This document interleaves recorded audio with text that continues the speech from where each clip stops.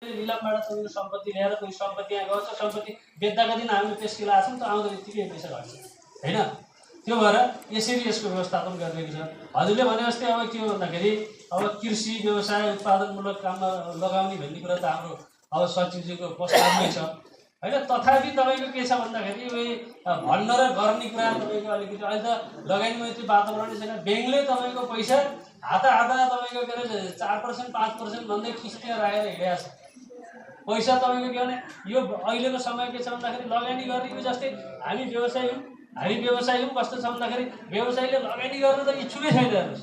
अहिले त कसरी हुन्छ तपाईँको जोगिने तपाईँको जोगाउने तपाईँको व्यवसायले धान्ने है लगानी मैत्री वातावरणै छैन। त्यो सबैले बुझिया छ।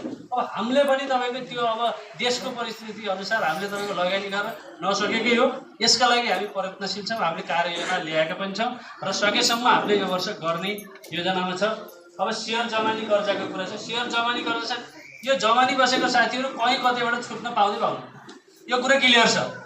तपाईँको यहाँ भएका साथीहरूले कसैको जमानी कोही बस्नुभएको छ भने आजैबाट त्यो फाइलको बारेमा हजुरहरू चिन्ता गर्नुहोस् साथीहरू। यो त्यहाँ उपस्थिति गरेर सही गरेर त छुट पाइन्न भनेपछि ऊ त जमानी बसेको पात्र हो कि है।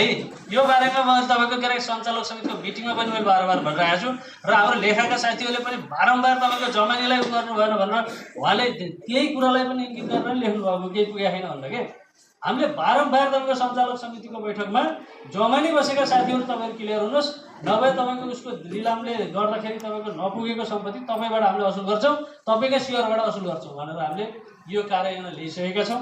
यो एक्सनमा पनि हाम्रो यही वर्ष आएको छ। यसै गरी तपाईँको अब धितो मूल्याङ्कनको आधार अनि फिल्डमा जाँदाको धितो नपुगेको भन्नुभयो। यो एउटा त्यही त मैले भने दुईवटा अहिलेसम्म हाम्रो तपाईँको यो काम गर्ने क्रममा दुईवटा फाइल तपाईँको त्यस्तो परेको छ धितोले र अहिलेसम्म अरू तपाईँको नर्मल्ली नै छ होइन। के अरे हामीले राखेको धितोले पुगेको छ। यो दुईवटा फाइल तपाईँको अलिकति अप्ठ्यारै अवस्थामा तपाईँको छ। यसका बारेमा पनि तपाईँको यो विशेष गरेर रघुगङ्गा सेवा केन्द्रको विषय भएको हुनाले उहीँ गएर तपाईँको आज तर्क सर आउनुभएन होला, त्यो बेलाको तत्कालीन प्रबन्धक ऋण संयोजक तपाईँको कुमारजी है, त्यो बेलाको समितिको तपाईँको त जिम्मेवारी हो, दायित्व त अरू कसैले तपाईँको त्यो गर्नेवाला छैन।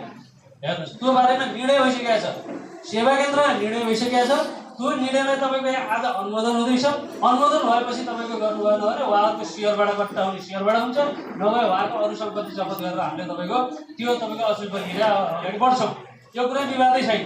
अर्को तपाईँको फेरि के अरे एउटा केस श्रेष्ठ भन्नेको मैले अगाडि पढेँ, उनको पनि त्यही केस छ। नाङ्लेबाङको धितो छ, उहाँको धितोले गरेका छैन। खिमबहादुर श्रेष्ठ उहाँको पनि तपाईँको हामीले त्यो सम्बन्धित मान्छेलाई के भनेको छ भने तपाईँले ल यसको अरू उपाय छ भने ल्याउनुहोस्, होइन भने यसको तपाईँ जिम्मेवार हुनुपर्छ भनेर हामीले तपाईँको उहाँलाई निर्देश गरिसकेको अवस्था छ। यसरी गर्दाखेरि तपाईँको काम गर्दाखेरि एक दुईजना त एक दुईवटा अब झिनो मसिना परेका छन्, जहाँ पनि पर्छन्, ब्याङ्कमा पनि पर्छन्, राष्ट्र ब्याङ्कमा पनि छ होइन। यो कुरालाई अब हामीले तपाईँ यस्तो ठुलो इस्यु बनाउनु पर्छ जस्तो मलाई लागिरहेको छैन। तथापि हामी यो विषयमा एकदम चलाएको छौँ।